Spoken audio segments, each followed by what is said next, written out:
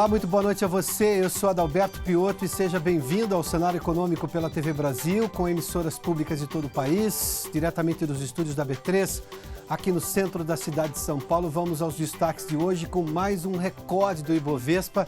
Aliás, chegou a 104 mil pontos durante o dia, fechou um pouquinho abaixo disso, mas mesmo assim com recorde, com informações justamente da Previdência, da aprovação do texto base na Comissão Especial da Câmara e um andamento que se espera para a semana que vem também, a gente fala disso daqui a pouquinho. O dólar teve o menor valor desde o dia 20 de março, fechou abaixo de R$ 3,80 hoje. A produção de veículos subiu no semestre, embora tenha tido um dado ruim no mês de junho, a gente fala disso também. Os investimentos sobem pelo terceiro mês consecutivo e, para se ter uma ideia, isso pode salvar os números do segundo trimestre, são dados do IPEA. No estúdio, o professor de Ciências Contábeis, Giovanni Colassico, da PUC de São Paulo, para entender um pouquinho de contas públicas brasileiras. E é verdadeiramente uma aula, a gente fala disso daqui a pouquinho no Cenário Econômico. Aqui tudo, o Cenário Econômico que já está no ar.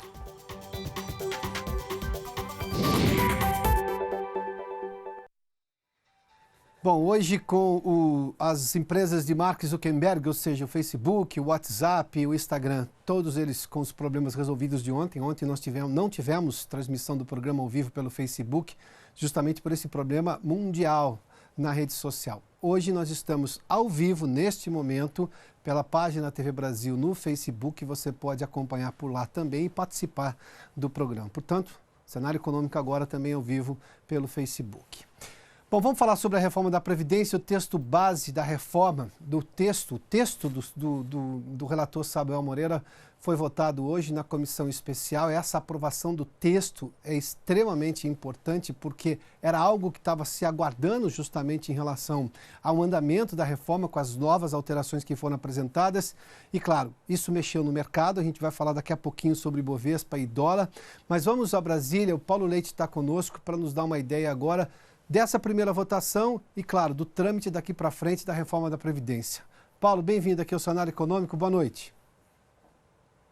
Oi, Piotto. Boa noite para você. Boa noite para todo mundo. Dos 49 deputados da Comissão Especial, 36 votaram a favor desse texto base e 13 foram contrários. Foi uma votação rápida e logo no começo da tarde de hoje. A parte mais demorada é a que está em análise desde então, os chamados destaques do texto, que ainda podem alterar a proposta. Bom, de forma geral, e você vê aí imagens ao vivo da comissão, a base do texto do governo foi mantida. A idade mínima ficou em 65 anos para os homens e 62 para as mulheres. Isso tanto na iniciativa privada como no setor público. Mas houve mudanças em relação ao texto original, como no caso dos professores. Para eles, a idade mínima ficou em 60 anos de idade. Para elas, ficou em 57. Ainda em relação à proposta do governo, houve alterações na capitalização, por exemplo, que foi cortada do texto, e nos servidores estaduais e municipais, que também foram retirados. Bom, assim que a votação desses destaques terminar, o texto vai para o plenário.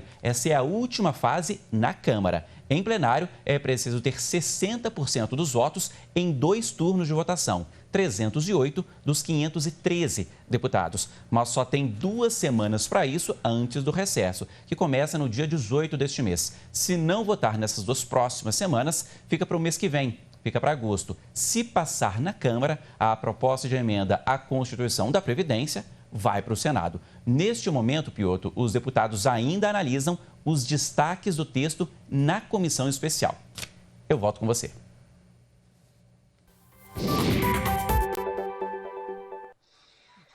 Muito obrigado, Paulo. E exatamente nesta votação dos destaques, porque, claro, agora tem pressões de lobistas, de setores em relação às mudanças que foram feitas, apresentadas nesse texto base. A gente vai acompanhar isso e vamos ter repercussão disso também aqui na programação da TV Brasil, aqui no Cenário Econômico e na programação da TV Brasil.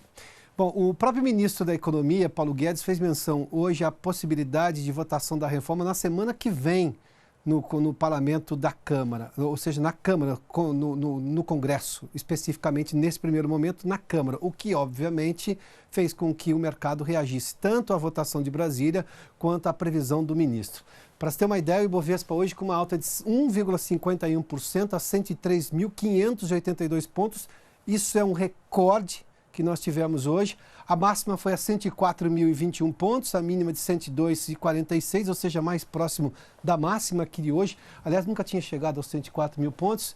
Petrobras com uma alta de quase 1%, Vale 0,55%, Banco do Brasil em 47%, Bradesco com quase 2%, 1,94% aqui, Itaú com 1,48%. O dólar teve o menor valor desde o dia 20 de março deste ano. R$ 3,79. Na verdade, se você pegar as outras duas casas ali, é 3,7999, mas abaixo dos 3,80, 0,70% de queda. A máxima foi 3,80 e a mínima 3,78, ficou praticamente aí numa média aritmética, mas nós estamos falando especificamente de muito mais próximos dos 3,80, mas nós estamos vendo o dólar recuar justamente por essa perspectiva, tanto do mercado exterior, com a possibilidade de queda dos juros americanos e investimentos vindo para o Brasil, o que faz com que o investidor estrangeiro tenha que comprar reais e deposite dólares no Brasil, aumenta a oferta de dólar, cai o preço, e o próprio andamento da reforma da Previdência. Hoje tem muito a ver com a reforma da Previdência. Vamos falar de investimentos em alta. Esse é um dado importante, foi divulgado hoje pelo IPEA. Isso é formação bruta de capital fixo, ou seja, quando as empresas compram outros bens para produzir esses bens, ou seja, um novo galpão, máquinas e equipamentos. Em maio, o crescimento foi de 1,3%. Em março, para você ter uma ideia, tinha sido de 0,3%, abriu 1%. Ou seja, estou fechando aqui um ciclo de 3 meses consecutivos de crescimento na formação bruta de capital fixo nos investimentos. Em maio, se eu comparar 19 com 18, 13,9% de alta, só que vamos só lembrar uma coisa, em maio do ano passado nós tivemos greve dos caminhoneiros, então é natural que esse número fosse bastante alto com o crescimento deste ano. No ano 3%, em 12 meses 4,2%. O que significa a gente ter um investimento maior? Alguém está se antecipando, e muita gente parece estar se antecipando, a possibilidade de aprovação da reforma e a retomada econômica, que nós estamos falando de investimento em máquinas. Foi exatamente o que subiu. O consumo de máquinas, o consumo aparente de máquinas subiu quase 4%, 3,9%. A construção civil, essa teve uma pequena queda de 1,3%. E outros ativos, que é a propriedade intelectual, por exemplo, gado de reprodução e também lavouras permanentes, uma alta aqui de 0,6%. O que demonstra claramente essa visão desse investidor. Nós estamos falando de gente que gera emprego, está comprando máquina justamente, incentiva a produção de máquina, e ele obviamente está imaginando que vai ter demanda na fábrica dele. É um antecedente importante da economia, e esse dado de formação bruta de capital fixo, para você ter uma ideia, faz parte da conta do PIB e pode até mexer na performance do PIB no segundo trimestre deste ano. Bom, vamos seguir aqui porque eu tenho... Deixa eu só me dar uma olhadinha porque eu tenho com o roteiro aqui. A Flávia Grossi está conosco no Rio de Janeiro e ela tem um dado sobre a cesta básica divulgada pelo DIEESE hoje. Em 10 capitais houve um recuo no valor da cesta básica. Flávia, boa noite, seja bem-vinda aqui ao Cenário Econômico.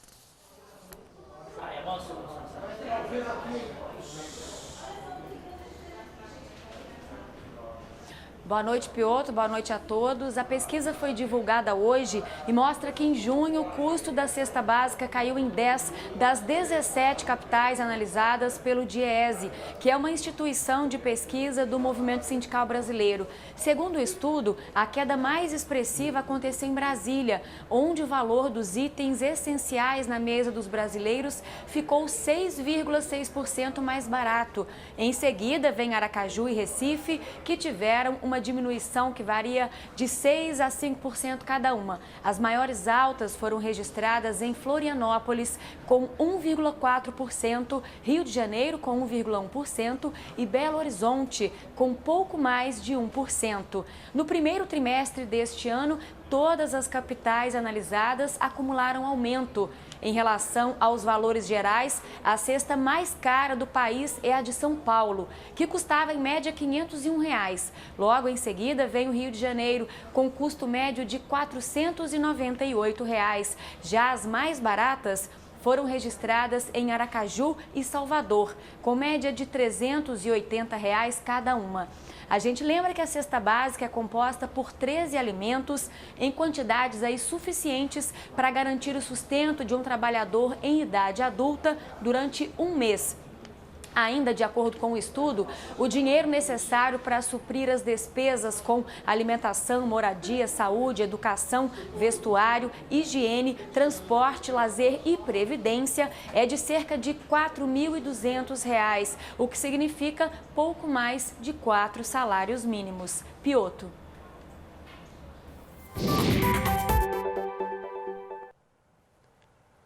Muito obrigado, Flávia. Olha, eu tenho a participação aqui do Carlos Roberto Krinsky. Ele diz máquinas subindo, ou seja, o investimento em máquinas, conforme a gente viu aí no item de formação bruta de capital fixo, no item investimentos do PIB, segundo dados do IPEA, e diz assim, ramo imobiliário caindo, precisamos baixar os juros dos bancos para aquecer esse mercado rico. Investimento em imóveis precisa de duas coisas, objetivamente, crédito e perspectiva de longo prazo. A reforma pode trazer a perspectiva de longo prazo, a reforma da Previdência, ou seja, de uma solvência fiscal no longo prazo e uma melhora no ambiente econômico, com todas as outras medidas microeconômicas também do governo, mas o crédito precisa chegar, porque senão, obviamente, as pessoas têm problemas de colocar a própria poupança sem levar em conta a possibilidade de um financiamento com juros bastante razoáveis. Bom, vamos falar da conta de luz. Daqui a pouco eu tenho dados aqui do mercado de automóveis, mas vamos falar da conta de luz que vai ficar mais cara a partir de hoje. A Vanessa Casalino está conosco aqui em São Paulo e tem detalhes. Vanessa, boa noite. Oi, Piotto. Boa noite para você, boa noite a todos. São 18 milhões de pessoas de 24 municípios aqui de São Paulo e da região metropolitana que têm energia mais cara a partir de hoje, dia em que começou a valer o reajuste da Enel, a antiga Eletropaulo. O aumento médio de cerca de 7%. Para os consumidores residenciais é de 6,4% e para os industriais, que utilizam a alta tensão, o reajuste é de 8,4%. Mas sobre estes percentuais, incide ainda a bandeira tarifária, que agora, no mês de julho, está amarela, R$ 1,50 para cada 100 kWh consumidos. Esse reajuste foi autorizado pela ANEEL, a Agência Nacional de Energia Elétrica, na última terça-feira. É a chamada revisão tarifária periódica, que acontece a cada 4 anos. O objetivo é atualizar os custos operacionais e a remuneração dos investimentos da concessionária. De acordo com a agência, esse reajuste foi impactado pelo aumento do custo da aquisição de energia, que, segundo a ANEEL, corresponde a 34% do total do aumento. Isso porque, ainda de acordo com a reguladora, o nível dos reservatórios esteve mais baixo nos últimos anos e foi preciso comprar energia de termoelétricas, que é mais cara. O reajuste está acima da inflação oficial, que no acumulado dos últimos 12 meses está em 4,6%. Piotto. Não voltou. Muito obrigado, Vanessa. Bom, só registrar a participação aqui do José Carlos, de Belmonte, na Bahia. Me perdoe aqui, o Fábio Cruz e o Dionísio Vieira. Obrigado pela gentileza, a generosidade de vocês aqui nos comentários. Bom, vamos falar sobre a produção de veículos, que no primeiro semestre teve uma alta de 2,8%. Os dados são da Anfavea, exatamente a associação do setor. Mas se eu comparar com junho de 2019, só o mês de junho, perdão, esse aqui é o dado semestral. Junho teve uma queda expressiva de 15,5%. Se eu comparar junho com junho, este junho também foi bem pior em relação a junho do ano passado, 9%. Esse junho de 2019, claro, eu estou comparando com o mês de maio. A produção de caminhões, apesar disso, teve uma alta de 11,8%. Esses dados também são semestrais. E a produção no ano chegou a quase 1,5 milhão de veículos. Sabe uma coisa que puxou esse índice para baixo? Foi exportação. E boa parte do setor automotivo brasileiro exporta para a Argentina, que vive provavelmente uma das suas piores, se não a pior crise econômica pela qual passou. No primeiro semestre de 2019, para se ter uma ideia, foram... Ainda na venda de veículos, aqui a gente está falando de vendas, houve um crescimento de 12,1%. Mas o que salvou foi o começo do ano, a gente deu uma olhadinha ali. 1,31 milhão de unidades. As exportações, dá uma olhadinha nesse dado, 41,5% de queda no primeiro semestre. Ou seja, o mercado interno até se recupera, mas boa parte das exportações sofre justamente pelo mercado argentino. Os empregos, para se ter uma ideia, caíram também na indústria automotiva, são 800 mil vagas a menos do que no mesmo período, no primeiro semestre do ano passado. Vamos fazer um intervalo, daqui a pouco eu falo com o professor Giovanni Colassico sobre as contas públicas brasileiras. E é bastante interessante notar como isso tem semelhança na vida de todos nós. Logo depois do intervalo. Já de volta com o cenário econômico, eu tenho uma pergunta aqui do Guilherme Dantas, ele é do Recife, diz que a audiência é muito grande lá. Obrigado, Guilherme. Ele diz o seguinte: Piotr, existe alguma chance de novas mudanças no texto base da Previdência aprovado fomentar uma nova análise em comissão? Não. Agora é sim ou não do que está sendo votado, do que pode ser apresentado como destaque e depois vai sim para o plenário. Essa fase da comissão já passou, viu, Guilherme? Bom, vamos seguir aqui, porque, claro, a discussão da reforma da Previdência tem tudo a ver com as contas públicas do país. O déficit da Previdência tem muito a ver com o déficit das contas públicas brasileiras. Nunca se discutiu um tema tão aparentemente técnico, mas tão efusivamente discutido hoje, digamos, naquela pizza do final de tarde ali na padaria. O professor Giovanni Colastico está comigo aqui, professor de Ciências Contábeis da PUC aqui de São Paulo. Professor, bem-vindo aqui ao Cenário Econômico. Eu vou fazer referência a um texto seu no Facebook, as redes sociais que tem problemas às vezes, mas tem coisas fantásticas. Uma coisa foi um texto que eu li. Fez sucesso, né? Fez muito sucesso porque ele compara exatamente, as pessoas estavam reclamando sobre contingenciamento na educação, contingenciamento ali, aqui, em diversas áreas. Bom, então vamos analisar o orçamento para entender. Sim. O senhor é exatamente um técnico da área, um professor da área, e o senhor vai, no texto, ponto a ponto, explicando onde é que está o problema e qual seria a alternativa se não fosse aquela de contingenciar. Exato. Nós chegamos num momento em que não havia realmente alternativa? Na verdade, a gente chegou num colapso, né? Então, obrigado por me convidar para estar aqui para discutir esse tema com um olhar contábil. Então, quando a gente tem um passivo maior do que um ativo, só tem uma justificativa. Eu gastei mais do que eu podia. E aí eu fui me endividando para pagar essa conta deste dinheiro que eu gastei e que eu não tinha. Então, eu fico com uma dívida maior sem lastro. E agora, o que eu tenho que fazer? Gastar menos para sobrar dinheiro para arrumar essa conta, né, que ficou maior. Eu posso ter uma dívida maior do que o ativo. No entanto, o que eu estou financiando? Né? Claro. Se eu estou financiando uma estrada, uma escola, um hospital, eu vou ficando com lastro e vou gozar desse resultado. Agora, financiar salários e a conta do dia a dia não dá, né? Que é o caso da Previdência, o funcionalismo público. É gasto corrente, não é? Gasto corrente. Daí a reclamação de que o Estado ficou inchado demais, Exato. Com muitos funcionários, com salários crescendo Exato. Fora de um padrão razoável, levando-se em conta quanto o governo arrecadava. Perfeito. E o governo perdeu uma coisa que em qualquer economia do mundo, isso era uma discussão que as escolas de economia tinham no passado, o que hoje se tornou uma bobagem. Ninguém pode abrir mão de um Estado que tenha minimamente uma capacidade de fazer investimento, não é isso? Sem dúvida. Ele não precisa ser o motor da economia, mas ele precisa ter capacidade de investimento estratégico, sobretudo. Sem dúvida. E tem uma conta que é não financeira que ninguém está olhando, que são as depreciações. Então, semana passada, quantas pontes a gente está discutindo aqui em São Paulo que ela vai ser interditada ou não?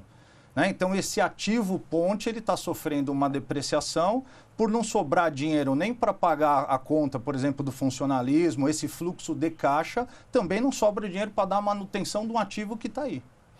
As pessoas, eu tenho uma crítica ao próprio jornalismo de economia, que lá atrás tinha um hábito de dizer, vamos traduzir a economia para você. Eu falei assim, onde é que tem tanta tradução necessária para dívida e receita? Onde é que tem tanta tradução necessária para as pessoas entenderem que elas não podem gastar mais do que elas recebem, que elas precisam fazer planejamento, que precisa ter alguma garantia, que você precisa saber o que você está investindo hoje vai retornar, de que forma vai retornar e quando vai retornar? Bom, as contas do governo, embora tenham lá nomenclaturas técnicas, obviamente, e os valores sejam exorbitantemente maiores do que a vida doméstica de alguém, não é muito diferente pela lógica contábil, não é isso? Não. A gente tem que entender que a contabilidade é uma ciência. E essa ciência é de 1494. Então, ela é uma ciência acumulada de 500 anos. O mundo inteiro usa essa ciência. Eu não posso ferir alguns princípios da contabilidade. Ora, eu fico 7 anos gastando mais do que eu arrecado, qual é o resultado? Um baita de um passivo. E agora, o senhor acha que essa maturidade no cidadão que antes só olhava ou era levado a só olhar para o número final, ele está começando a entender o passado para saber que o número presente é resultado de um passado. De um passado. Seja ele qual for, mas não dá para inverter a questão semântica. O presente vem depois do passado e depois e virar o futuro lá na frente. Sem dúvida. Ou seja, se eu tenho um déficit hoje, eu preciso entender por que eu tenho esse déficit. Sim. E essa maturidade chegou na média da população a compreender o assunto? Não. Então, vou falar não com um não maiúsculo, vamos falar assim. Eu tenho um escritório de controladoria. O que a controladoria faz? Ela tem que ajudar o empresário ou o governo, alguém a olhar os números, entender o que está acontecendo para se tomar a melhor decisão. Um olhar macro da fotografia. Então, o post que você se referiu é a fotografia da situação patrimonial do Brasil. Isso se faz nas empresas e é possível fazer na economia doméstica. Eu chego numa casa e falo assim, qual que é a situação dessa casa? Ela deve mais ou ela tem mais ativos? Se ela tem mais ativos, ela tem um patrimônio líquido positivo. Se ela deve mais do que tem, ela está endividada. E a gente tem 63 milhões de CPFs com restrições. Mas aí, neste caso especificamente, os solavancos da economia que acabavam com os planos... Só agravam. Isso tem um peso de muita gente ir para a situação de endividado, não é? Sem dúvida. De endividado não, de inadimplente. Eu digo que dívida não é um problema, o problema é inadimplência. É a inadimplência. O dinheiro não circula, né? Então, na verdade, você tem aí ferindo alguns princípios e agora, para arrumar, eu preciso pôr ordem, né? Professor, o senhor tem uma sala de universidade, ou seja, nós estamos falando de universitários, ou seja, gente que já está no 3º grau da educação, passou pelo ensino médio, passou pelo 1º grau, que era assim que se chamava na minha época, mas enfim. Quando o senhor for explicar, e num dia exatamente em que os estudantes tinham faltado a aula para ir num protesto contra o contingenciamento, qual foi a percepção dos alunos quando o senhor falou, bom, então vamos analisar as contas públicas para saber onde é que está o problema? Na verdade, você começa olhando o macro e olhando a relevância do número. E aí você vai desconstruindo uma verdade que todos tinham, seja por uma notícia num jornal, seja por uma aula de economia com uma outra tendência que não o número. Mas eu acho que o sucesso da universidade é isso, você poder discutir com vários prismas. Então, eu tenho o prisma econômico, do assistencialismo, que o governo tem essa função, mas, ao mesmo tempo, tem uma responsabilidade de olhar esse número e não deixar estourar essa conta. A informação liberta. O senhor viu que os seus alunos saíram livres da desinformação, Agradecidos, sem dúvida. Porque imagino que tenha havido... Eu passei por bancas universitárias também. Imagino que tenha havido uma resistência no começo. Ah, sim. Não, isso é normal, né? A gente está num ambiente democrático, tem alguns professores que seguem uma linha mais de esquerda e outros mais de direita. Mas eu costumo dizer que não tem que ter esquerda-direita, tem que ter como é que resolve. Então, o discurso da esquerda só apontando o dedo não adianta. O discurso da direita com radicalismo também não adianta. Talvez o discurso vamos ajudar ou atrapalhar? Então, agora, para o Brasil sair da situação, do colapso que se encontra, como é que eu faço para todo mundo ter uma postura mais colaborativa? E aí entender os números como eles são. Fundamentais. Porque nós temos uma situação hoje por erros administrativos, erros de política econômica, gasto, e obviamente que geraram gastos maiores do que a arrecadação. Um país hoje que tem problemas para retomar um desenvolvimento de longo prazo e, claro, num percentual maior do que o que a gente viu. Isso fica claro diante da realidade brasileira, essas coisas que pareciam técnicas demais, o que o ministro pensa da economia, o ministro da Fazenda à época pensava, ou seja, eu tenho um gasto e agora eu preciso resolver o problema do gasto. Sem dúvida. E a gente não entra numa discussão de produtividade e efetividade. Então é assim, eu tenho dinheiro, o orçamento do Brasil tem 3,262 tri, Então 3 tri de dinheiro, mas como é que eu gasto isso? Qual é a efetividade desse gasto? Esse recurso está sendo maximizado? Eu consigo ter o maior número de atendimentos na área da saúde, na área da educação? A segurança está dando resultado? E eu acho que agora o que tem que começar a se discutir é eficiência e resultado. Bom, o senhor falou de eficiência, era um termo que não era muito empregado tempos atrás, e a gente está vendo agora, pelo menos na transparência do governo em relação aos números e enfrentar, inclusive, a impopularidade de uma reforma sensível, isso já é eficiência, não é? Sem dúvida. Já mudou, né? Porque, tem essa demanda da própria sociedade, não é? Eu acredito que, como chegou no colapso, agora eu tenho que ter eficiência para sair disso e ser competitivo. Isso tem a ver com a globalização dos últimos anos também. Professor, brigadíssimo pela gentileza da Obrigado. entrevista. O professor Giovanni Colassico, da cadeira de Ciências Contábeis da PUC aqui de São Paulo, conversou conosco. Seja bem-vindo mais uma vez. Obrigado. Volte sempre, professor. Obrigado pela gentileza, viu? As contas, a matemática não tem direita nem esquerda, eu posso garantir. Ela tem receita e tem gasto. Tem que equilibrar isso aí de alguma maneira.